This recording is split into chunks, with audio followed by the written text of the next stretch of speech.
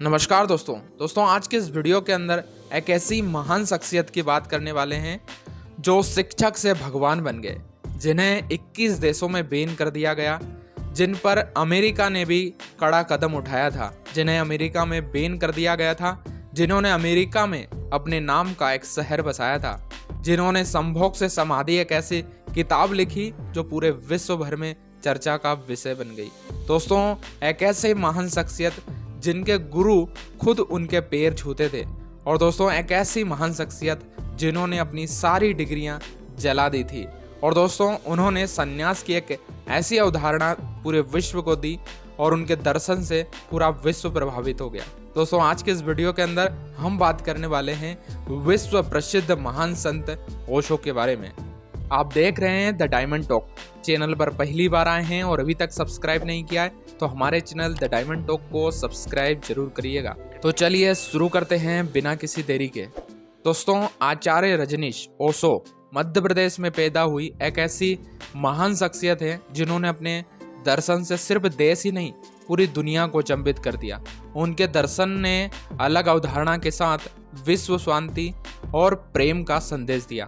Social network पर रजनीश ओशो के कई कोटेशन आपने देखे होंगे। ये सब उनके छोटे छोटे सूत्र थे जिससे वह लोगों को समझाया करते थे। अब बात करते हैं कौन थे ओशो। मध्य प्रदेश के रायसेन जिले के कुचवाड़ा गांव के एक व्यापारी जैन परिवार में इनका जन्म हुआ था। बचपन में इनका नाम चंद्रमोहन जैन था। इनकी शुरुआती शिक्षा गाडरवाड़ा में हुई थी। इसके बाद ये जबलपुर पहुंच गए थे। दर्शन शास्त्र की पढ़ाई के दौरान ओशो ने अपने शिक्षक को चुनौती दी थी और उन्हें अपने तर्कों से हरा दिया था। विश्वविद्यालय में धारण किया था संन्यास। आचार्य रजनीश सागर विश्वविद्यालय से दर्शन शास्त्र की पढ़ाई की थी। वह अपने छात्र जीवन में ही सन्यासी की वेशभूषा में आ गए थे। जब वो सागर विश्वविद्यालय के विद्यार्थी थे तो लकड़ी की पादुका, लुंगी और चद्दर पहना करते थे। इस तरह की प्राकृतिक वेशभूषा उनकी पहचान थी। कई बार उन्हें अपनी पढ़ाई के दौरान अपमानित होना पड़ा कि विद्यार्थियों के बीच ऐसा पहनावा वह क्यों पहनते हैं, लेकिन वो विरोध से भी नहीं डरे। अपने छात्र जीवन में भी एक सन्यासी की तरह ही रहते थे। अब बात करेंगे कि ओशो के गुरु ने जब छुए अपने शिष्य के पैर। पूरी दुनिया में मशहूर होने के बाद 1971 में ओशो सागर आए थे। सागर में कई जगह उनके कार्यक्रम आयोजित किए गए। सागर के म्यूनिसिपल स्कूल प्रांगण में उनकी सार्वजनिक सभा हुई थी जिसमें हजारों की संख्या में लोग आए थे।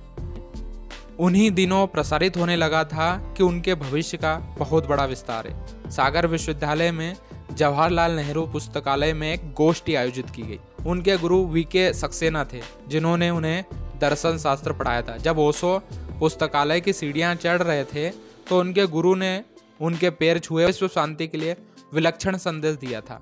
उनका संदेश था कि दुनिया भर में जो एक दूसरे देश के युद्ध हो रहे हैं उनका कारण सिर्फ उन देश की सीमाएं हैं। अगर सीमाएं समाप्त हो जाए तो युद्ध भी समाप्त हो जाएगा। अब बात करेंगे कि सन्यास पर क्या अवधारणा है ओशो की। ओशो के दर्शन की बात करें तो उन्होंने जीवन जीने की एक नई पद्धति दी। हमारे यहाँ सन्यास की जो प्रचलित अवधारणा है कि जब कोई व्यक्ति चाहे किसी धर्म या संप्रदाय का हो, अगर सन्यास लेता है तो उसे घर परिवार छोड़कर सन्यास लेना पड़ता है। लेकिन ओशो ने सन्यास की नई अवधारणा दी थी। आप अपने परिवार में रहकर अपने जीवन की सभी जरूरतों को पूरा करते हुए भी सन्यासी बन सकते हैं। संसार से भागकर सन्यास हो ऐसा नहीं है। संसार में रहकर भी सन्यास लिया जा सकता है। इसके लिए उन्होंने जोरबा द बुद्ध एक शब्द दिया था। उनका कहना है कि हमारी जिंदगी जीने के लिए हम तरह तरह के मुखौटे लगाते हैं। अलग अलग लोगों से हमारा अलग अलग व्यवहार होता है, लेकिन भीतर और बाहर हम एक ही हैं, तो जिंदगी का स्वरूप अलग होगा। इसी को उन्होंने साक्षी भाव और सन्यास कहा है। अब बात करेंगे कि क्यों जला दी थी डिग्रियां। माना जाता है कि ओशो ने रॉबर्टसन कॉलेज में अपनी सारी डिग्रियों को जला दिया था। इसके बाद वे जबलपुर से मुंबई चले गए। यहाँ विद्रोही विचारों का बड़ा सम्मान हुआ। 70 से 80 के दशक में रजनीश ओशो बन गए। अमेरिका में बसाया था अपने नाम का शहर। अमेरिका के ऑर्गन नाम की जगह पर 36,000 एकड़ में ओशो ने रजनीशपुरम नाम का शहर बसा दिया था। दुनिया के सबसे कम समय में सबसे तेजी से विकसित होने वाले इस शहर में एक एयरपोर्ट भी था। इसमें ओशो के खुद के प्राइवेट जेट थे। ओशो जिस सन्यास की बात कर रहे थे वह दुनिया के अब तक किसी भी धर्म, मजहब, संप्रदाय और विचार में सुनाया और समझाया नहीं गया था। अमेरिकी सरकार ने लगाए मुकदमे। ओशो ने लोगों को रूढ़िवादी से निकालकर तर्क के संसार में उतारा। कम समय में योग और ध्यान के जरिए न सिर्फ आनंद पाने का रास्ता बताया, बल्कि इसका प्रयोग भी किया। यह वह दौर था जब दुनिया के विकसित देशों में भौतिकता चरम पर थी। अमेरिका के बहुत सारे धनाढ्य ओशो के साथ जुड़ने लगे। इसकी वजह से अमेरिका की सरकार ने रजनीश को रोका और उन पर फर्जी मुकदमा दर्ज किया।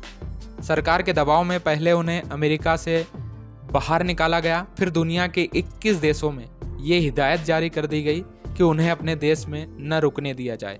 निर्वाचन के समय ओशो नेपाल में थे। बाद में वे सरकारों से लड़ने के बजाय भारत के पुणे में जाकर रहने लगे। ओशो अंतिम समय में पुणे में ही थे।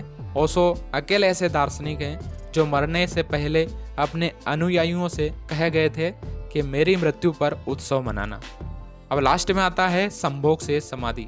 ओशो गजब के पढ़ाकू थे। वह स्कूल और कॉलेज के दिनों में शायद ही कोई ऐसी लाइब्रेरी थी जिसमें ओशो ने पूरे दिन पढ़ाई न की हो। वे दिन भर या तो पुस्तक की दुकानों पर जाया करते थे या फिर लाइब्रेरी में। धर्मों की पुस्तकों के अलावा उन्होंने विज्ञान, समाजशास्त्र और दर्शन शास्त्र की पुस्तकें भी पढ़ी थी। इस पर प्रवचन भी दिए। इन्हीं के प्रवचन ट्रांसक्रिप्ट बनाकर बहुत सारी पुस्तकें लिखी हैं। इनमें कुरान, गुरु ग्रंथ साहिब, बाइबल, मीरा के दोहे, कबीर का जीवन, बौद्ध भिक्षुओं का जीवन, बहुत सारी बातें उन्होंने लिखी हैं। अब सबसे लास्ट में बात करेंगे पुस्तक से क्यों बदनाम हुए। हिंदू धर्म की सबसे बड़ी पुस्तक गीता पर उन्होंने जो लिखा, गीता को समझने का वैसा नजरिया किसी और लेखक का आज तक नहीं मिला। ओशो जिस पुस्तक की वजह से सबसे ज्यादा बदनाम हुए उसका नाम संभोग से समाधि था। इस पुस्तक से उन्हें दुनिया में सेक्स गुरु का दर्जा मिला।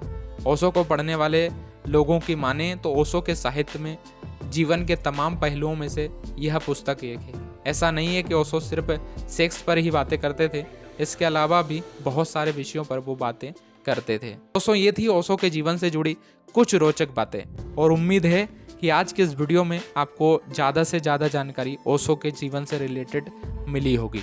यदि वीडियो इन्फॉर्मेटिव लगा हो तो यार वीडियो को लाइक करिएगा, इस वीडियो को ज़्यादा से ज़्यादा शेयर जरूर करिएगा और अभी तक आपने हमारे चैनल द डायमंड टॉक को सब्सक्राइब नहीं किया है तो सब्सक्राइब जरूर करिएगा।